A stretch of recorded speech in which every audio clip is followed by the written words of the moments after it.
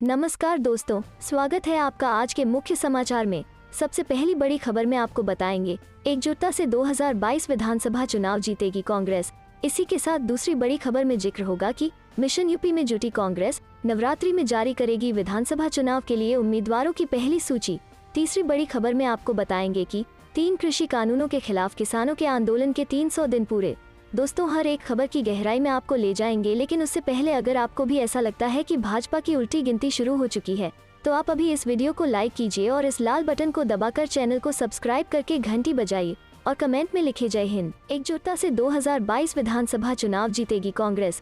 जी हाँ दोस्तों, कांग्रेस कार्यकर्ताओं की बैठक में 2022 के विधानसभा चुनाव को लेकर मंथन किया गया। कहा कि आपसी एकजुटता से ही पार्टी चुनाव में जीत हासिल कर सकती है। बृहस्पतिवार को कांग्रेस के टिहरी जिले के सह प्रभारी बालेश्वर सिंह का पार्टी कार्यालय में कार्यकर्ताओं ने स्वागत करते हुए विधानसभा चुनाव की तैयारियों की जानकारी दी। कांग्रेस के पूर्व प्रदेश अध्यक्ष किशोर उपाध्याय ने कहा कि आने वाले चुनाव में उत्तराखंड की जनता भाजपा को सबक सिखाना चाहती है। उसके लिए कांग्रेस के कार्यकर्ताओं को एकजुट होकर कार्य करना होगा। भाजपा के लोग झूठ बोलकर जनता को गुमराह कर रहे हैं। चलते हैं अगली खबर की तरफ। मिशन यूपी में जुटी कांग्रेस नवरात्रि में जारी करेगी विधानसभा चुनाव के लिए उम्मीदवारों की पहली सूची। जी हां दोस्तों, पंजाब में सरकार की कमान चरणजीत सिंह चन्नी को सौंपने के बाद कांग्रेस उत्साहित है। पंजाब में दलित चेहरे पर दांव लगाकर कांग्रेस अब मिशन यूपी में जुट गई है। समाचार एजेंसी ANI की रिपोर्ट के मुताबिक हालिया फैसले से कांग्रेस के मिशन उत्तर प्रदेश को गति मिली है। कांग्रेस अक्टूबर के दूसरे हफ्ते से शुरू होने वाले नवरात्रों के दौरान यूपी में आगामी विधानसभा चुनावों के लिए उम्मीदवारों की पहली सूची जारी करने के लिए पूरी तरह तैयार है। इस बार कांग्रेस समय पर उम्मीदवारों की सूची जारी करके पारंपरिक प्रवृत्ति को तोड़ रही है। उत्तर प्रदेश कांग्रेस के शीर्ष सूत्रों ने बताया कि पार्टी ने 150 विधानसभा सीटों के लिए संभावित उम्मीदवारों की जांच परख कर ली है। यूपी में कांग्रेस की विधानसभा चुनाव की तैयारियों में जुटने का अंदाजा इसी बात से लगाया जा सकता है कि पार्टी की ओर से 150 सीटों में से 78 विधानसभा क्षेत्रों में चुनाव रणनीति और संचालन के लिए नियंत्रण कक्ष पहले ही स्थापित किए जा चुके हैं। मालूम हो कि उत्तर प्रदेश में अगले साल की शुरुआत में विधानसभा चुनाव होने हैं। सूत्रों ने बताया कि कुछ सीटों पर उम्मीदवारों के नामों को पार्टी ने हरी झंडी दे दी है। यही नहीं, पार्टी की ओर से उन उम्मीदवारों को जमीनी स्तर पर उतरने और चुनावी लड़ाई की तैयारी शुरू करने के लिए कहा गया है। इस बार यूपी में कांग्रेस के चुनावी प्रदर्शन को लेकर नजरें इसलिए भी होंगी क्योंकि प्रियंका गांधी वारा राज्य की पार्टी प्रभारी हैं। प्रियंका ने यूपी में चुनावी रणनीति की बागडोर संभाल ली है। कांग्रेस सूत्रों ने कहा कि हम चुनाव जीतने के लिए प्रतिबद्ध हैं। हम समय से बहुत पहले सूची की घोषणा कर रहे हैं ताकि उम्मीदवारों को मतदाताओं तक पहुंचने के लिए पर्याप्त समय मिल सके। यही नहीं, मिशन यूपी के लिए कांग्रेस में विभिन्न स्तरों पर तैयारी चल रही है। पार्टी की चुनावी तैयारियों को लेकर लखनऊ में कई बैठकें होनी है। प्रियंका गांधी वारा सप्ताह भर चलने वाले मैराथन कार्यक्रमों और प्रदेश चुनाव समिति के सदस्यों एवं अन्य समितियों व पदाधिकारियों के साथ बैठक के लिए जल्द लखनऊ जाएंगी। चलते हैं अगली खबर की तरफ। 3 कृषि कानूनों के खिलाफ किसानों के आंदोलन के 300 दिन पूरे। जी हाँ दोस्तों, केंद्र द्वारा पारित 3 कृषि कानूनों के खिलाफ जारी किसानों के प्रदर्शन के बुधवार को 300 दिन पूरे हो गए। इस मौके पर आंदोलन की अगुवाई कर रहे संयुक्त किसान मोर्चा SKM ने एक बयान जारी कर कहा कि ये आंदोलन देश के लाखों किसानों की इच्छाशक्ति और प्रतिबद्धता का सबूत है और ये और दृढ़ हुई है। किसान मोर्चा ने कहा, किसानों को दिल्ली की सीमा पर रहने को मजबूर किए जाने के बाद से 300 दिन पूरे हो गए हैं। प्रदर्शनकारी किसान शांतिपूर्ण तरीके से देश की खाद्य एवं कृषि प्रणाली पर उद्योग घरानों के कब्जे के खिलाफ विरोध दर्ज करा रहे हैं। उनकी मांगे स्पष्ट हैं, जिसकी जानकारी मोदी सरकार को है और जो हठपूर्वक किसानों की जायज मांगों को नहीं मानने पर अड़ी है। मोर्चा ने आगे कहा, यह स्थिति तब है जब देश के कामगारों में किसानों की सबसे बड़ी हिस्सेदारी है और हमारे लोकतंत्र में चुनाव मुख्यतः किसानों द्वारा किए जाने वाले मतदान से जीते जाते हैं। बयान के मुताबिक संयुक्त किसान मोर्चा ने आंदोलन को मजबूत करने और पूरे देश में व्यापक बनाने का संकल्प लिया। इसके साथ ही मोर्चा की ओर से 27 सितंबर को बुलाए गए भारत बंद की भी तैयारियां की जा रही हैं। किसान मोर्चा ने कहा, देश के अलग अलग हिस्सों में समाज के विभिन्न वर्गों से किसान संगठन संपर्क कर रहे हैं ताकि किसानों की मांगों को लेकर समर्थन और एकजुटता प्राप्त की जा सके। यह आंदोलन देश के लोकतंत्र को बचाने का आंदोलन बन गया है। बयान के मुताबिक बंद में कई किसान संगठनों के साथ साथ कर्मचारी संघों, कारोबार संघों, कर्मचारियों और छात्र संघों, महिला संगठनों, ट्रांसपोर्टर संगठनों को शामिल किया जा रहा है।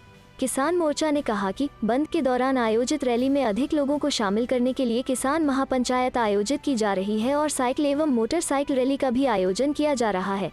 किसान आंदोलन से जुड़े आधिकारिक ट्विटर पेज किसान एकता मोर्चा की ओर से ट्वीट कर कहा गया है, मोदी सरकार के अनुसार कृषि कानून किसानों को उनकी आय बढ़ाने और अपनी उपज बेचने के लिए अतिरिक्त विकल्प प्रदान करने के लिए हैं, लेकिन गलती से ये कॉर्पोरेट की भलाई के लिए ही है। एक अन्य ट्वीट में कहा गया है, पिछले साल सितंबर में किसानों की भलाई के लिए 3 कृषि कानून बनाए गए थे। हालांकि असली किसानों में से किसी ने भी स्वीकार नहीं किया, बल्कि चल रहे विरोध के माध्यम से आवाज उठाए।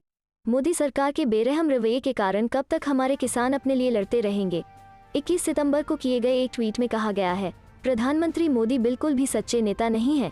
किसान आंदोलन के 299 दिन हो गए हैं, जिसमें 600 से अधिक किसानों ने अपना कीमती जीवन खो दिया है। कुछ धनी कॉर्पोरेट के लिए देश के लोगों की अनदेखी के लिए मोदी सरकार पर शर्म आती है।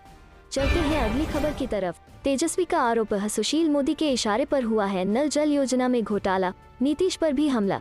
जी हाँ दोस्तों, नेता प्रतिपक्ष तेजस्वी यादव ने गुरुवार को कहा कि उप मुख्यमंत्री तारकिशोर प्रसाद के साले, दामाद और बहू की कंपनी को 55 करोड़ का ठेका दिया गया।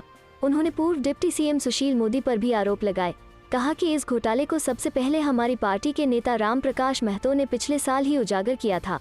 इस वर्ष भी उन्होंने मुख्यमंत्री को पत्र लिखकर पूरी जानकारी दी, लेकिन अब तक कोई कार्रवाई नहीं हुई। इससे उसे साफ जाहिर होता है मुख्यमंत्री डर रहे हैं या भ्रष्टाचार को संरक्षण दे रहे हैं। तेजस्वी ने आरोप लगाया कि उप मुख्यमंत्री तारकिशोर प्रसाद सुशील मोदी के कैंडिडेट हैं, उनके इशारे पर सब हो रहा है। कहा कि नल जल योजना राज्य में नल धन योजना बन गई है। सभी जिलों में इसका ठेका जदयू और भाजपा नेताओं को दिया जा रहा है। जदयू और भाजपा के लोग चुनाव की तैयारी में लगे हैं, उसके लिए वोट खरीदने को पैसा इकट्ठा करने का यह हथियार बन गया है। इससे पहले बुधवार को भी तेजस्वी ने इस मामले को लेकर नीतीश कुमार और भाजपा नेताओं पर हमले किए थे। तेजस्वी ने कहा कि मुख्यमंत्री के मुंह में दही जमी है, अगर मुंह खोलेंगे तो सृजन घोटाला फिर से खुल जाएगा। कहा कि मौजूदा सरकार में लगातार सरकारी खजाने को लूटा जा रहा है, ऊपर से नीचे तक भ्रष्टाचार ही नजर आ रहा है। तेजस्वी ने कहा कि ये जांच का विषय है, लेकिन नीतीश कुमार जांच नहीं कराएंगे, वो कोई एक्शन नहीं ले सकते, उनके बस की बात ही नहीं है। वो तो अनुकंपा वाले मुख्यमंत्री हैं, बैसाखी पर सरकार चला रहे हैं, उनके लोग ही भ्रष्टाचार में लिप्त हैं। सृजन घोटाला, बालिका गृह कांड, 7 निश्चय वाले काम में भी भ्रष्टाचार सामने आ रहा है। जनता दल यू वालों को चुन चुन कर ठेके दिए जा रहे हैं। मुख्यमंत्री को अपनी अंतरात्मा जगानी चाहिए। तेजस्वी ने कहा कि बीजेपी के लोग घोटालों करें तब भी दूब के धुले हैं। डिप्टी सीएम के विभाग का मामला आ रहा है, इसके बाद भी नीतीश कुमार नहीं बोल रहे हैं। तेजस्वी ने कहा कि बीजेपी के विधायक ने ही कहा था कि अधिकारी बिना घूस लिए कुछ नहीं करते। तेजस्वी ने कहा कि जब एक कांस्टेबल के पास से 10 करोड़ की आमदनी के साथ आलीशान बंगला मिला है, तो अधिकारी और मंत्री लेवल के लोग कितना भ्रष्टाचार किया होगा। केवल छोटे लोगों को पकड़ा जाता है, बड़ी मछलियां पकड़ी नहीं पकड़ी जाती हैं। इन्हें बचाने वाले नीतीश कुमार ही हैं। चलते हैं अगली खबर की तरफ। यूपी में कोरोना के बाद डेंगू का कहर, 6000 लोग हो चुके बीमार, अलर्ट पर सरकार। जी हाँ दोस्तों, उत्तर प्रदेश में कोरोना वायरस के कहर के बाद अब डेंगू और वायरल की नई जंग शुरू हो गई है। दरअसल राज्य के विभिन्न जिलों से डेंगू और वायरल बुखार के कई मामले सामने आ रहे हैं, जो कि राज्य सरकार के लिए चिंता का सबब बन गया है। रिपोर्ट्स के मुताबिक डेंगू के मामलों की संख्या 6488 तक पहुंच गई है और इनमें से 70% मामले अगस्त और सितंबर महीने में सामने आए हैं। डेंगू ने मध्य यूपी, बुंदेलखंड, पश्चिमी यूपी में कहर बरपा रखा है। इसमें सबसे ज्यादा जिला जो प्रभावित रहा वो फिरोजाबाद का है, जहां पर 60 से ज्यादा मौतें दर्ज की गईं।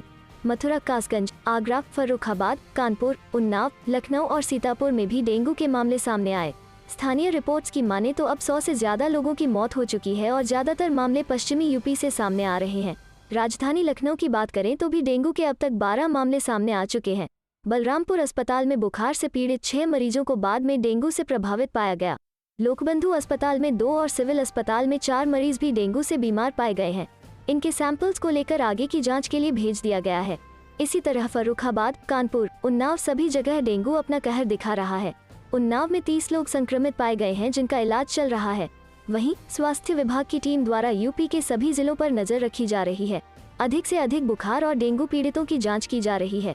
वहीं अलीगढ़ के थाना अकराबाद क्षेत्र के ग्राम सीहोर में डेंगू का कहर जानलेवा साबित हो रहा है। डेंगू के कहर से ग्रामीणों में दहशत का माहौल है। डेंगू से एक महिला समेत 2 ग्रामीणों की मौत हो गई, जिससे गांव के लोगों में दहशत है। स्वास्थ्य विभाग में संचारी रोग के निदेशक डॉक्टर GS वाजपेयी का कहना है कि पश्चिमी उत्तर प्रदेश में डेंगू का प्रभाव है और स्थिति पर नजर रखने के लिए टीमों को तैनात किया गया है। संक्रमितों की जांच की व्यवस्था के साथ जागरूकता शिविर भी लगाया गया है।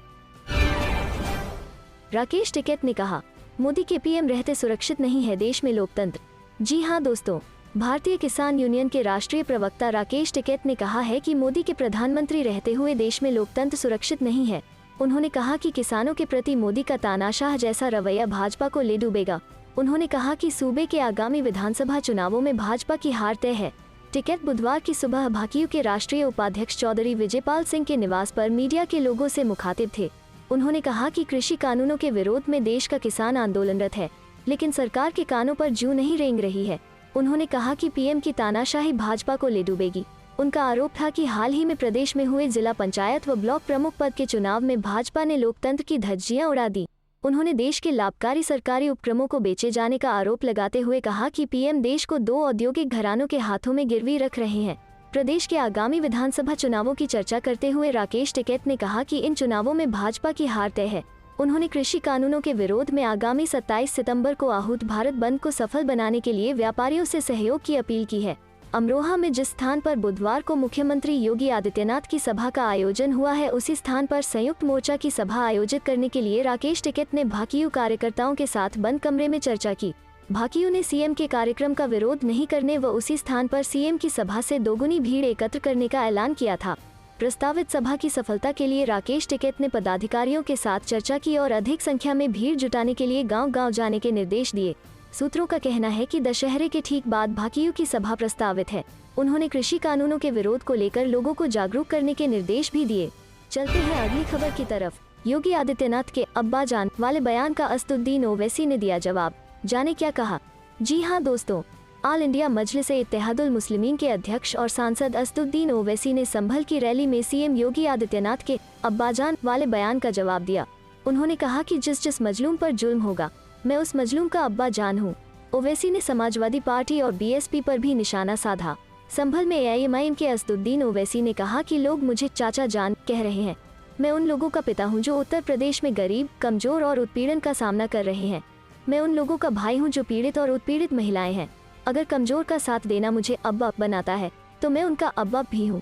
इससे पहले उत्तर प्रदेश के संभल जिले में ऑल इंडिया मजलिस-ए-इत्तेहादुल मुस्लिमीन के अध्यक्ष और सांसद असदुद्दीन ओवैसी की जनसभा के लिए लगे पोस्टर में संभल को गाजियों की धरती बताए जाने पर विवाद खड़ा हो गया है। संभल जिले के सिरसी में ओवैसी की जनसभा के लिए लगाए गए पोस्टरों में संभल को गाजियों की धरती लिखा गया है। इस पर विवाद उत्पन्न हो गया है। भारतीय जनता पार्टी ने इन पोस्टरों पर कड़ा ऐतराज जताया, जिसके चलते वे पोस्टर हटा दिए गए हैं। बीजेपी के पश्चिमी उत्तर प्रदेश के क्षेत्रीय उपाध्यक्ष राजेश सिंघल ने इन पोस्टरों पर प्रतिक्रिया व्यक्त करते हुए कहा, संभल कभी गाजियों की धरती नहीं रहा। यह ओवैसी का चुनावी स्टंट है। हम उनके मंसूबों को कामयाब नहीं होने देंगे। हिंदुस्तान का कोई भी शहर गाजियों का नहीं रहा है और न ही हम होने देंगे। चलते हैं अगली खबर की तरफ। पश्चिम बंगाल को सीपीएम मुक्त कराने के लिए 30 साल लड़ी, अब देश को बीजेपी मुक्त कराने के लिए होगी लड़ाई। ममता। जी हाँ दोस्तों, पश्चिम बंगाल की मुख्यमंत्री ममता बनर्जी ने सीएम योगी पर निशाना साधा है। उन्होंने कोरोना काल के दौरान सीएम के कामकाज को लेकर कई गंभीर सवाल खड़े किए हैं। ममता बनर्जी ने कहा कि उत्तर प्रदेश में कोरोना की वजह से कई लोगों की जानें गई, लेकिन उनके परिवार तक को इस बारे में सूचना नहीं दी गई। पश्चिम बंगाल के मालदा में भी कई मृत शरीर पाए गए, जिसका हमने पूरे रीति रिवाज के साथ अंतिम संस्कार करवाया। काश की यूपी सरकार उन परिवार वालों को मृतकों के अंतिम संस्कार की इजाजत देते। उन्होंने सीएम योगी पर निशाना साधते हुए कहा कि उत्तर प्रदेश में कोई भी अपनी बात नहीं रख सकता। अगर कोई पत्रकार रिपोर्ट दिखाता है तो वहां के मुख्यमंत्री उसे जेल भेज देते हैं। वहीं बीजेपी सरकार पर निशाना साधते हुए ममता ने कहा कि दिल्ली दंगे में कितने लोगों की जानें गईं, इस बारे में आपको कोई जानकारी मिली है? क्या आप गुजरात दंगे में मारे गए लोगों की संख्या के बारे में कुछ बता सकते हैं? उन्होंने हमलावर अंदाज जारी रखते हुए कहा कि मैंने बंगाल में प्रदर्शन किया और मेरे खिलाफ फॉर असम में दर्ज करवाई गई। मैं 30 सालों तक लड़ाई लड़ी हूँ, उसके बाद सत्ता में आई हूँ। अगर मैं पश्चिम बंगाल को सीपीएम से मुक्त कराने के लिए 30 साल तक लड़ सकती हूँ, तो क्या मैं बीजेपी को सत्ता से हटाने के लिए नहीं लड़ सकती हूँ? बिल्कुल कर सकती हूँ। भवानीपुर सीट से उपचुनाव लड़ने की तैयारी कर रही सीएम ममता बनर्जी जोरदार प्रचार कर रही हैं। इससे पहले उनके भतीजे अभिषेक बनर्जी ने भी शनिवार को भवानीपुर की जनता से बात करते हुए बीजेपी पर तीखा हमला बोला। अभिषेक ने कहा कि ममता बनर्जी तो सिर्फ विकास की बात करती हैं, लेकिन बीजेपी के पास सिर्फ 3 शब्द हैं, हिंदू, मुस्लिम और पाकिस्तान। देश की राजनीति को विकास केंद्रित होना चाहिए, धर्म केंद्रित नहीं। अभिषेक सिर्फ यही नहीं रुके, उनकी नज़रों में किसी को भी बीजेपी के सामने ये साबित करने की जरूरत नहीं है कि वे कितने बड़े हिंदू हैं। अभिषेक ने बोला कि मैं हनुमान चालीसा पढ़ता हूँ, क्या मुझे मेरा हिंदुत्व बीजेपी को साबित करना पड़ेगा? एक 40 साल वाली पार्टी हमसे सबूत मांग रही है। मेरी तो चुनौती है, अगर बीजेपी को हनुमान चालीसा आती है, हमें धर्म सिखाने की कोशिश ना करें। चलते हैं अगली खबर की तरफ। पेगासस जासूसी मामले की जांच के लिए एससी बनाएगा एक्सपर्ट कमेटी, जल्द हो सकता है ऐलान। जी हाँ दोस्तों, पेगासस जासूसी मामले की जांच के लिए सुप्रीम कोर्ट एक्सपर्ट्स की कमेटी का गठन करेगा। गुरुवार को एक मामले की सुनवाई के दौरान चीफ जस्टिस एन.वी. रमन्ना ने इस बात का जिक्र किया है। ये कमेटी कैसी होगी और जांच किस तरह आगे बढ़ेगी, इस पर अगले हफ्ते विस्तृत आदेश आ सकता है। चीफ जस्टिस ने सुनवाई के दौरान अदालत में कहा कि कमेटी का हिस्सा बनने के लिए कुछ एक्सपर्ट से संपर्क किया गया है, लेकिन उनमें से कई एक्सपर्ट्स निजी दिक्कतों के कारण इसका हिस्सा नहीं बन पा रहे हैं। Chief justice NV. रमन्ना ने अदालत में वकील सी.यू. सिंह को कहा कि सुप्रीम कोर्ट इसी हफ्ते पेगासस जासूसी मामले की जांच के लिए कमेटी का गठन करना चाहती है। जिन लोगों को इस कमेटी में शामिल किया जाना है, उनमें से कुछ ने शामिल होने से इनकार किया है। सुनवाई के दौरान चीफ जस्टिस ने कहा कि इसको लेकर आदेश अगले हफ्ते तक आ सकता है। जल्द ही टेक्निकल एक्सपर्ट्स की कमेटी को फाइनल कर लिया जाएगा। बता दें कि केंद्र सरकार द्वारा पहले कहा गया था कि एक्सपर्ट्स कमेटी बनाकर इस पूरे मामले की जांच करवाई जा सकती है। गौरतलब है कि कुछ वक्त पहले ही पेगासस जासूसी मामले का मुद्दा सामने आया था। अंतर्राष्ट्रीय मीडिया एजेंसियों ने दावा किया था कि भारत सरकार ने इजरायली स्पाईवेयर के दम पर देश में कई नेताओं, पत्रकारों और अन्य हस्तियों की जासूसी की गई थी। हालांकि इन आरोपों को केंद्र सरकार ने बेबुनियाद बताया था। इस लिस्ट में कांग्रेस सांसद राहुल गांधी, चुनावी रणनीतिकार प्रशांत किशोर समेत अन्य नेता, कई पत्रकार, कुछ केंद्रीय मंत्रियों का नाम शामिल था। कांग्रेस की अगुवाई में विपक्ष ने इस मुद्दे पर सड़क से लेकर संसद तक प्रदर्शन किया था। चलते हैं अगली खबर की तरफ। सत्ता में वापसी को लेकर क्या है योगी के सामने चुनौतियां? एंटी इनकम्बेंसी रहेगी हावी या किसान आंदोलन बनेगा रोड़ा? जी हाँ दोस्तों, उत्तर प्रदेश में अगले साल होने वाले विधानसभा चुनाव की तैयारियों में योगी सरकार पूरी तरह से जुटी हुई है। भारतीय जनता पार्टी की सरकार राज्य में लगातार दूसरा कार्यकाल हासिल करने में कोई कसर नहीं छोड़ेगी, जबकि इसके दो बड़े विपक्षी दल सपा और बसपा सत्ता पाने के लिए हर संभव प्रयास करने में जुटे हुए हैं। दूसरी ओर पूर्व सीएम अखिलेश यादव के नेतृत्व में चुनाव लड़ रही सपा का दावा है कि राज्य के किसानों में सत्ता विरोधी लहर है और वे अगले राज्य के चुनावों में भाजपा के खिलाफ एकजुट होकर मतदान करेंगे। पूर्व सीएम ने कहा कि सुना है कि बातचीत की खेती करने वाली भाजपा उत्तर प्रदेश में किसान सम्मेलन करेगी। जब अन्नदाता के मतदाता बनने का समय आया तो भाजपा ने किसानों को याद किया। किसान गिरने वाले नहीं हैं। भाजपा का जाल 2022 में किसान एकजुट होकर भाजपा के खिलाफ मतदान करेंगे। 7 अगस्त को लखनऊ में एक संवाददाता सम्मेलन में उन्होंने कहा कि भाजपा ने वादा किया था कि 2022 तक किसानों की आय दोगुनी हो जाएगी, लेकिन यह असंभव लगता है। किसान और उत्तर प्रदेश के लोग भाजपा से जानना चाहते हैं कि आज किसानों की आय क्या है। आज मूल्य वृद्धि हुई है और उर्वरक की कीमतें भी बढ़ी हैं। किसानों की आय को दोगुना करने का वादा किया गया था। 2022 तक किसान, ये कब होगा? बनारस हिंदू विश्वविद्यालय में राजनीति विज्ञान विभाग के पूर्व प्रोफेसर कौशलेंद्र मिश्रा ने कहा कि एंटी इनकम्बेंसी का आधार नेतृत्व पर निर्भर करता है। अगर कोई नेता लोगों के लिए काम कर रहा है तो ऐसी स्थिति पैदा नहीं होती है। यूपी में सत्ता विरोधी लहर है, लेकिन प्रथम दृष्टया यह उस स्तर पर नहीं है जो चुनाव परिणामों पर असर डाले। कुछ विधायकों और सांसदों के खिलाफ लोग असंतुष्ट जरूर हैं, लेकिन एंटी इनकम्बेंसी कितना काम करेगी यह कह पाना मुश्किल है। किसानों के कई समूह सितंबर 2020 में संसद द्वारा पारित 3 कृषि अधिनियमों का विरोध कर रहे हैं। सरकार 3 कृषि कानूनों को कृषि क्षेत्र में प्रमुख सुधारों के रूप में पेश कर रही है, जो बिचौलियों को हटा देंगे और किसानों को देश में कहीं भी बेचने की अनुमति देंगे। हालांकि विरोध कर रहे किसानों ने आशंका व्यक्त की है कि नए कानून न्यूनतम समर्थन मूल्य (MSP) को समाप्त करने का काम करेंगे और मंडियों को बड़े कॉरपोरेट्स की दया पर छोड़ देंगे। किसान नेता राकेश टिकैत का ऐलान, कहा केंद्र सरकार बदलने के बाद खत्म होगा आंदोलन। जी हां दोस्तों, हरिद्वार के लक्सर में भाकियू के राष्ट्रीय प्रवक्ता राकेश टिकैत ने कहा कि किसान आंदोलन अब कृषि कानून नहीं बल्कि मोदी सरकार को बदलकर ही खत्म किया जाएगा। इसके लिए किसान 2024 तो क्या, जरूरत पड़ने पर अगले 10 साल भी आंदोलन चलाने को तैयार हैं।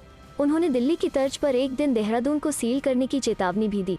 लक्सर में संयुक्त किसान मोर्चा द्वारा आयोजित किसान महापंचायत में टिकैत ने केंद्र सरकार पर जमकर जुबानी हमला किया।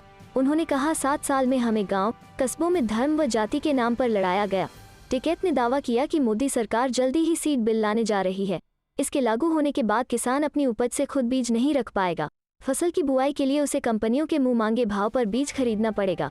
खुला सरसों का तेल बेचने पर भी सरकार प्रतिबंध लगा रही है। उन्होंने कहा कि सरकार किसान को बर्बाद करने की साजिश के तहत काम कर रही है। किसान बर्बाद हुआ तो मजदूर, छोटे कारोबारी भी तबाह हो जाएंगे।